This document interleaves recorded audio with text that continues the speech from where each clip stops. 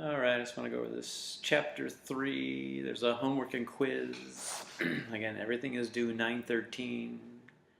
I would not be emailing me on September 13 at 10 o'clock at night telling me you're having troubles. I won't care.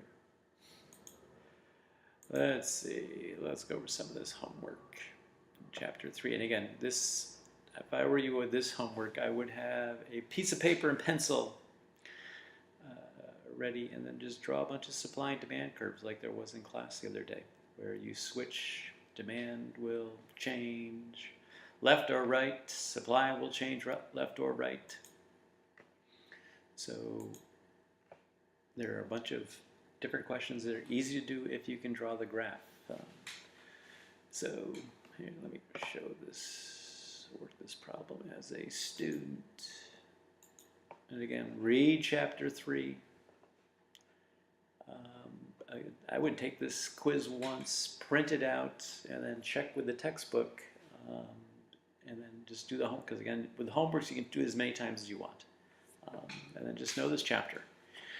So let's see, a change in price causes movement along the supply curve, and a change in, basically, again, this is that little semantics. This is the quantity supplied. So it's really not shifting the supply curve. It's just a price along the supply curve.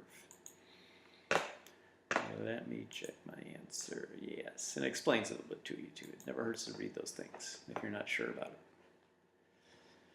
Let me go to the next one. Excess demand. And again, this is on, I forget which pages in the textbook, but it was one of the last things I went over in class on Mondays, is where you have supply and demand, and if price is set high, then you're going to have basically a excess. You're going to have excess supply if the price is set too high because nobody wants to buy it. So here, excess demand happens, of course, when the price is less than the equilibrium price, the opposite, right? And again, this is what happens when, again, as I said in class the other day, Venezuela keeps a lot of their commodity prices low for people like bread. They set the price low, so there is excess demand because it gets bought out. Final check, and again, all these answers are in the textbook. Excess supply occurs when the price, again, as I said originally, is too high, is greater than the equilibrium price, right? Nobody wants to buy it, so it's just sitting there on the shelf. Fine. Next. So again, here's talking about this equilibrium stuff. And again, at point A, this is the problem when the price is set too low, right? And there's going to be excess demand, but again, you can do this one on your own. I'm going to skip this one. I'm moving on. A change in demand causes, again, this is a change in demand causes a shift of the demand curve. If it was a change in quantity demanded, that would be movement along the demand curve. Just watch these little semantic things. But I'll do that one for you. Yeah, fantastic. A change in quantity demanded causes basically movement along the demand curve. Again, this is right in the textbook. Easy to look at, not that hard to understand. Let's get into some of the graphs. So there are a bunch of these graphs here, and again, they're fairly easy to do. Here, let's see. The market effect of an increase in income. And again, if you look at the textbook, an increase in income, that's going to basically shift the demand curve to the right. I know it without even reading anything else. I know that's what the case is going to be here. So what is this? Consider the market for restaurant meals, right? If the consumer income increases and restaurant meals are normal goods, again, if they were inferior goods, it would be different. But remember what the difference between normal and inferior goods are, because that will come back on the midterm. What happens to the demand for restaurants, right? Yeah, it's going to shift to the right. So what I got to do? I got to draw a line tool and label this D2. So I'm going to do my line tool, and I'm just going to draw some new demand curve, shift into the right, and then label this D2. Fine. Check answer. That's a beautiful job. As a result in the change in consumer income, the equilibrium price of the meals, and again, you can just see where the new equilibrium here, it's going to go up, right? Increase. Yeah. The equilibrium quantities of meals, and again, here is my E2, and this is going to be, here's my quantity 1, probably around 10. Now my quantity at the equilibrium 2 looks like 12 and a half, so that's going to, again, increase 2. Fine. You love these graphs. Let's see.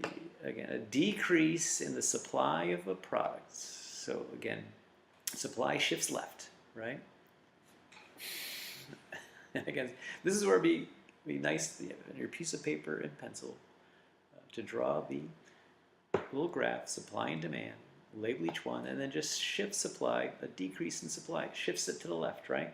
It's going to increase, of course, the equilibrium price. If you draw this out, it's plain as day.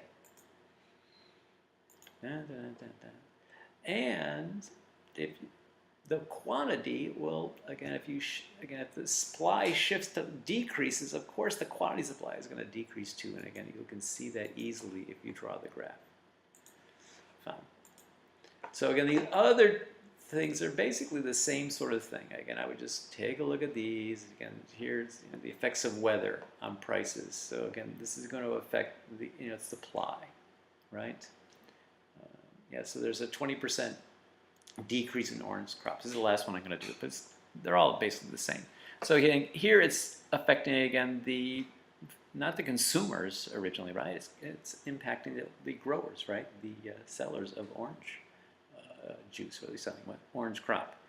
So this happens all the time in the wintertime in Florida. Bad freeze happens, and then boom, the next day on the market, the price of orange juice concentrate goes up a lot. So again, it shifts to the left.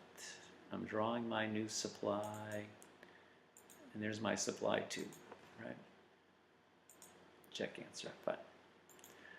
All right, as a result of the changes by the equilibrium price, and again, you can take a quick look. Here's E1, here's E2 now, right? When you do my graph in the midterm, make sure you label those, please. So here, of course, the price increased. And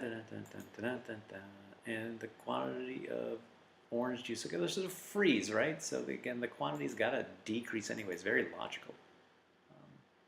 But you can easily see with the graph too. All right, so to work out the rest of these questions, and then the quiz, for this one you can only do 2 times. Right? And the quiz is basically the same sort of questions.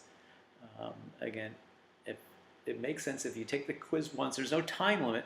Just go slowly through the quiz and take notes on the ones you miss, and then just check with the book. Print out the homework here before you take the quiz, and just know the information, know how it works. And it shouldn't be a problem. Just don't wait for the last minute to do these all these things. But do what you got to do. So Monday we have no class because of Labor Day, but of course there's going to be I'm going to do a long lecture on basically elasticity, and I'm also going to have an Excel file for you to create next week on elasticity. But I will be in touch. So have a nice long weekend. I got to drive my college student back to college, so it's not the best for me, but those things happen. Let's see, how do I turn this thing off? I know. Bear with me here. All right, this is goodbye.